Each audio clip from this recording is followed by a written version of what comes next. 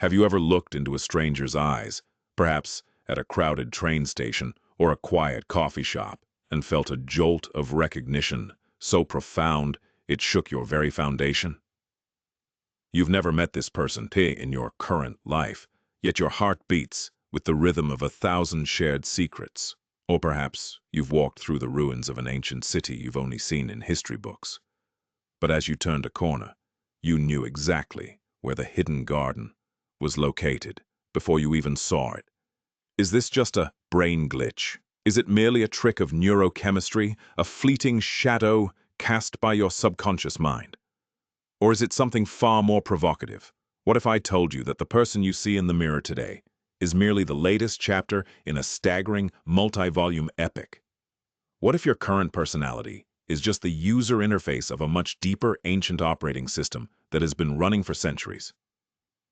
In the world of modern psychology, we call these anomalies. In the world of the Buddha, we call them Vāsanās, the karmic imprints that survive the death of the physical body. Today, we aren't just talking about past lives in a mystical, woo-woo sense. We are going to perform a forensic analysis of the human soul. We are going to decode the 7 spiritual signs that prove you have been here before, using the logic of the Buddha, the depth of Carl Jung, and the startling evidence of modern consciousness research. By the end of this video, you won't just wonder if you've lived before. You will know exactly how to read the breadcrumbs your previous selves left behind to help you navigate your destiny today. Buckle up, wisdom seekers. We are about to pierce the veil.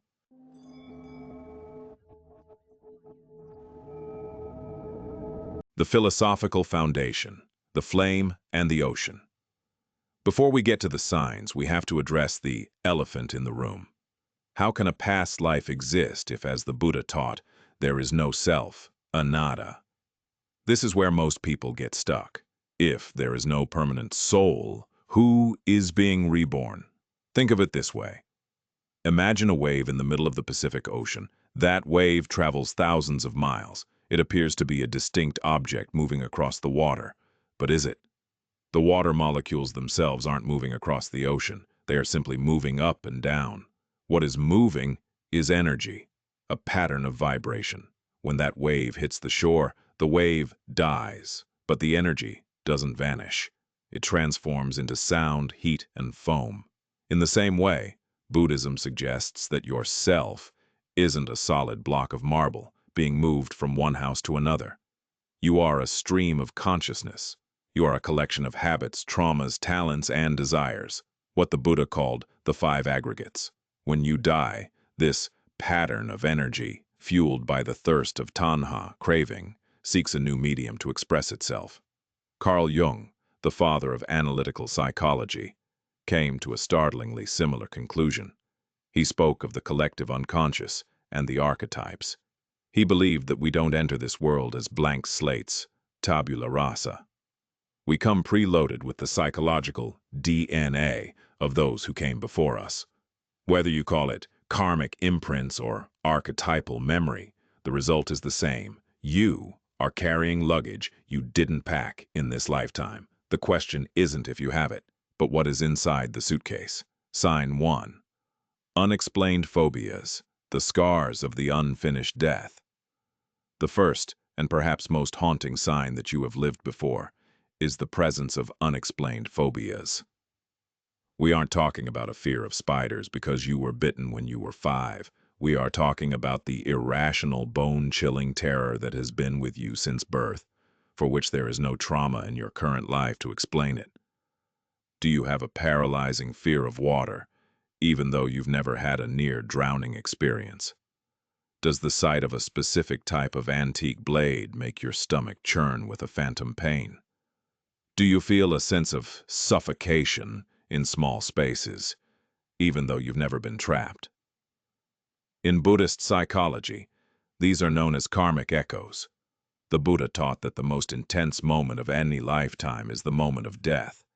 That final consciousness, the Maranasana Vijnana, is like a high-speed camera, taking a flash picture of your soul's state. If that death was violent, sudden, or filled with terror, that vibration of fear can become so deeply etched into your consciousness that it leaks into the next body. The analytical perspective, post-traumatic growth.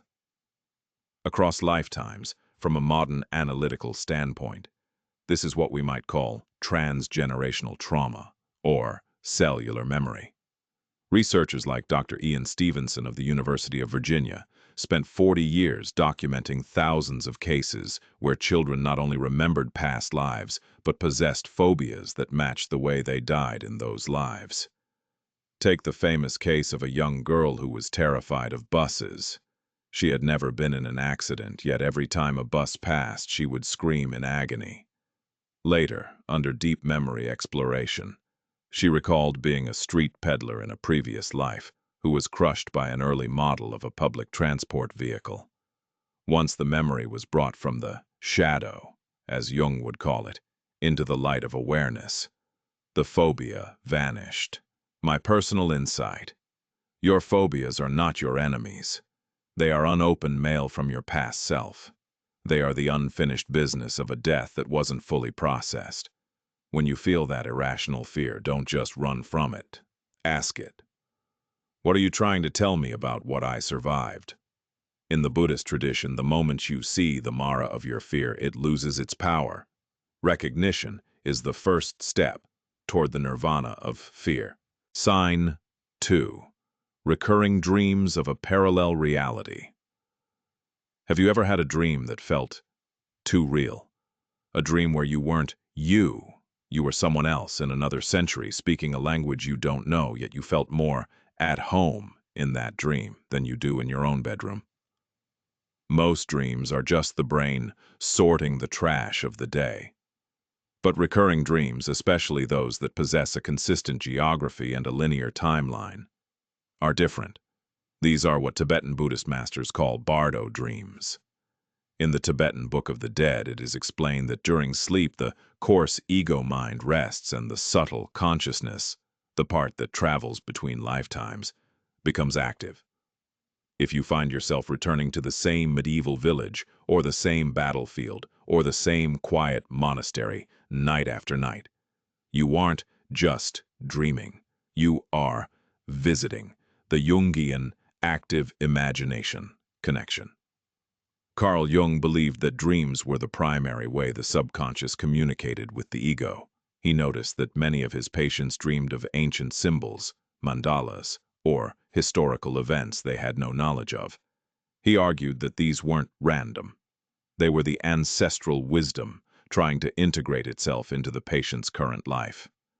When you dream that you are a soldier in the Napoleonic Wars or a healer in ancient Mesopotamia, your psyche is trying to remind you of a lost skill or a lost virtue. If you were a leader then, you might be struggling with a lack of confidence now. If you were an artist then, you might be feeling a creative thirst that your current corporate job isn't quenching. Personal analysis. We are all living double lives. There is the life you live in the daylight and the life your soul remembers in the dark. If you have a recurring dream, stop treating it like a movie. Treat it like a journal. Write it down. Look for the karmic thread. Are you running from something? Are you searching for someone? The you in that dream is trying to hand current you a key. The question is, are you brave enough to unlock the door? Sign 3. Instant recognition. The magnetic pull of karmic clusters. Have you ever met someone, a complete stranger, and within 5 minutes, you feel like you've known them for 5 centuries? Or on the darker side, have you ever encountered someone who has done nothing wrong to you, yet your gut screams at you to stay away? In modern dating, we call this chemistry. In modern psychology, we call it transference. But in the Buddha's wisdom, this is pratya samutpada, dependent origination. It is the recognition of a soul you have traveled with through the fire of multiple lifetimes. The logic of soul groups and karmic momentum, Buddhist cosmology, suggests that we don't travel through time alone. We move in karmic clusters. Think of it like a theater troupe. In one play, lifetime, someone is your father. In the next, they are your business rival. In the third, they are the stranger who saves your life in a rainstorm. The roles change, but the karmic resonance, the frequency of the connection, remains the same. The unexplained connection. When you feel an instant, deep trust with a stranger, it's often because your subtle consciousness remembers a lifetime where that person was your protector. The irrational aversion. That creepy feeling you get from someone who seems perfectly nice? It might be your Vāsanā, karmic imprint, warning you of a betrayal that happened 300 years ago. The Jungian perspective, synchronicity and the mirror. Carl Jung would analyze this through the lens of synchronicity, meaningful coincidences. He believed that when we meet people who trigger an intense emotional reaction, they are acting as a mirror for our own shadow. But he also acknowledged that certain people seem to unlock parts of our psyche that were previously dormant. From an analytical standpoint, these instant connections are essentially recognition of the same psychological frequency. If you spent 3 lifetimes practicing compassion with another soul, your consciousness will naturally sync up the moment you are in the same room. Personal insight. We often think of soulmates as a romantic fairy tale, but the reality is much more profound and sometimes more difficult. A karmic connection isn't always meant to be a happy ending. Sometimes it's meant to be a closing of the books. If you have an intense, difficult relationship in this life, ask yourself, what debt am I paying, or what lesson was left unfinished? When you recognize the ancient root of a modern conflict, the conflict loses its power to hurt you. You stop reacting like a victim and start acting like a student. Sign 4. Unlearned Skills, the genius of latent potential. How is it that a 4-year-old child can sit down at a piano and play a Mozart concerto with the emotional depth of a master? How can a toddler who has never left Louisiana speak with the syntax and vocabulary of a World War II pilot? In the West, we call these prodigies. In the Buddha's teachings, we call this Samskara, the mental formations that carry over from one life to the next. The seeds beneath the snow. The Buddha taught that every skill you master, every language you learn, and every virtue you cultivate is like a seed planted in the deep soil of your consciousness. When you die, the plant is cut down, but the seed remains. If the environmental conditions of your next life are right, if you are born into a family that encourages music or a culture that speaks that language, the seed will sprout with terrifying speed. Xenoglossy. This is the documented phenomenon of people speaking or understanding languages they have never studied. Buddhist history is full of accounts of tulku, reincarnated masters, who could read complex scriptures in Sanskrit or Tibetan as small children without any formal training. Hyper-talent. If you have a skill that feels unfairly easy for you, something you just knew how to do the first time you tried it, you aren't just gifted, you are practiced. You have put in the 10,000 hours Malcolm Gladwell talks about, but you did them in a different body, under a different sun. The analytical perspective. The hard problem of talent. Modern neuroscience struggles to explain why some brains are pre-wired for specific complex tasks. While genetics plays a role, it doesn't explain the specificity of certain memories or skills. Jung might argue that these children are tapping into the collective unconscious, accessing the human library. But for the individual, the experience is much more personal. It feels like remembrance, not learning. Personal insight. If you have a hidden talent that you've been neglecting because it's not practical or it's too late to start, I want you to reconsider. That talent is a gift from your past self. It is a tool you spent a lifetime sharpening.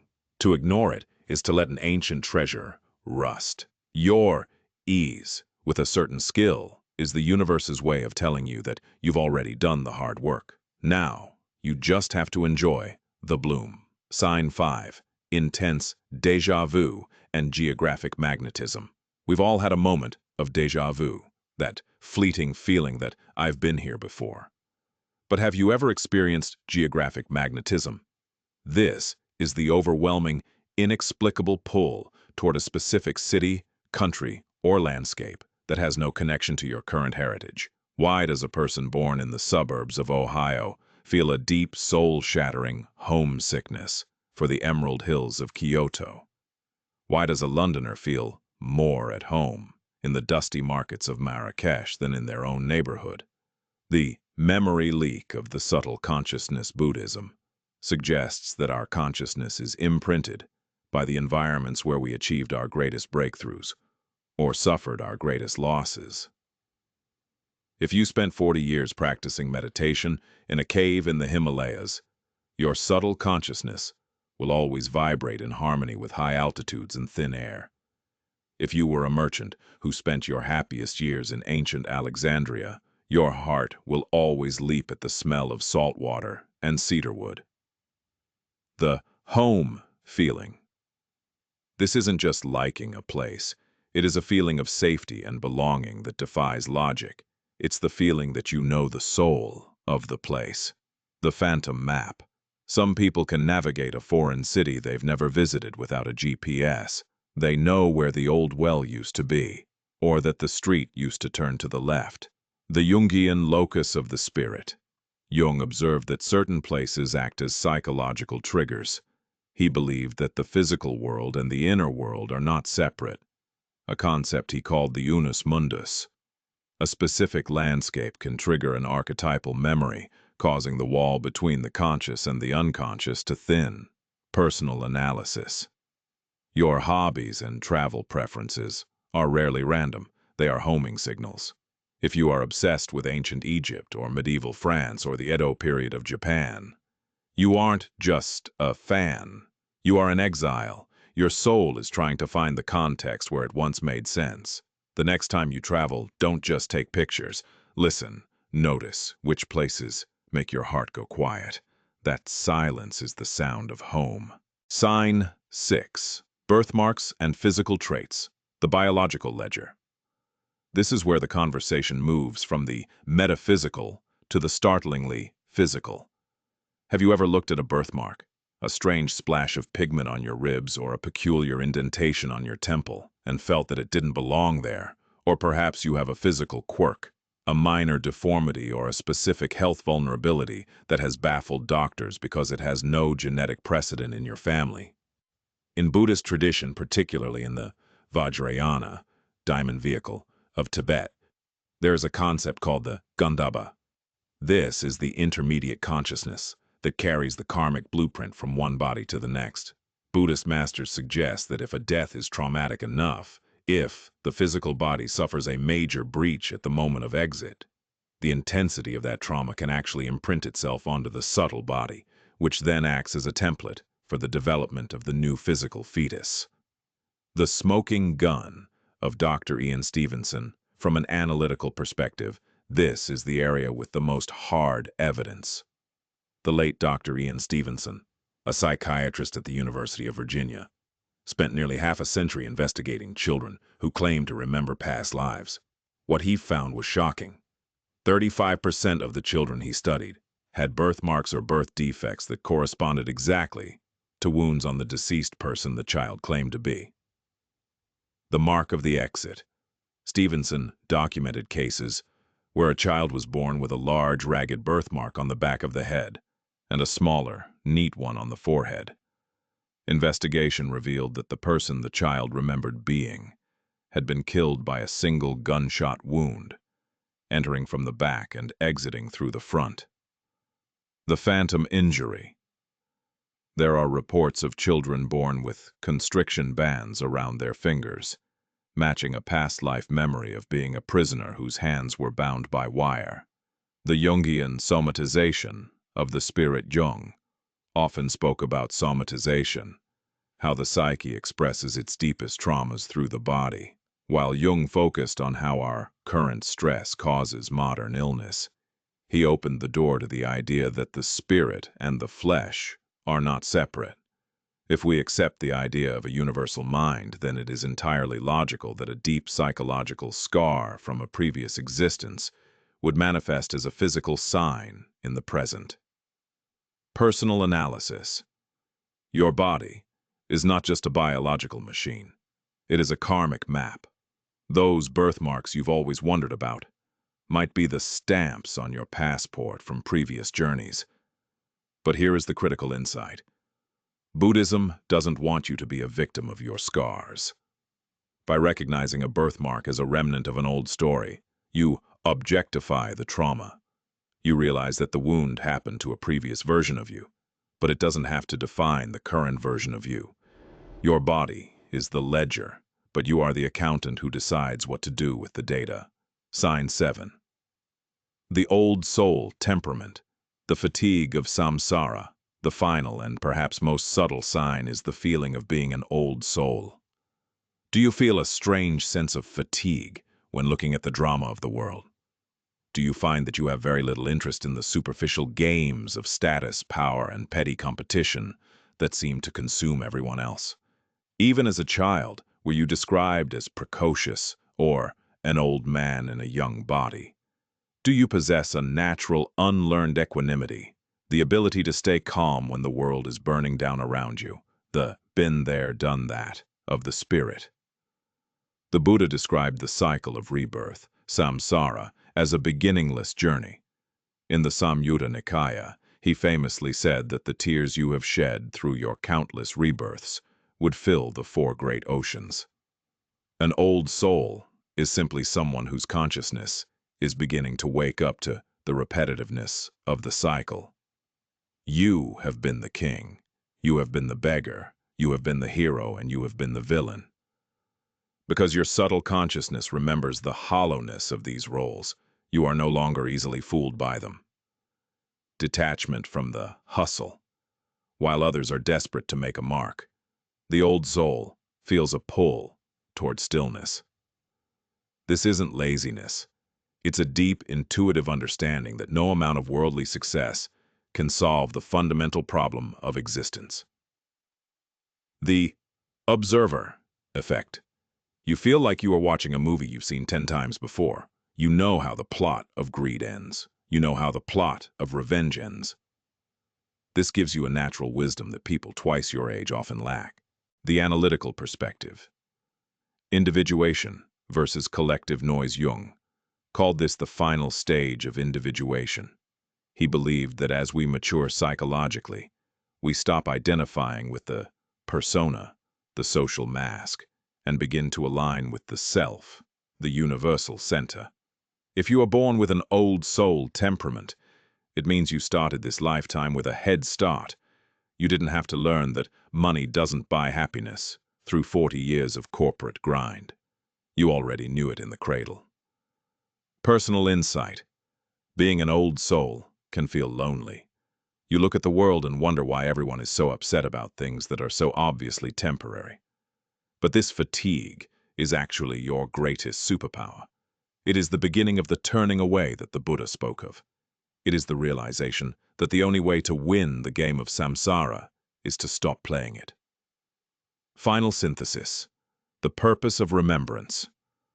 So we have gone through the signs, the phobias, the dreams, the instant connections, the unlearned skills, the geographic pulls, the physical birthmarks, and the old soul temperament. But here is the million-dollar question. Why does any of this matter? Why would the universe, or your own consciousness, leave these breadcrumbs behind?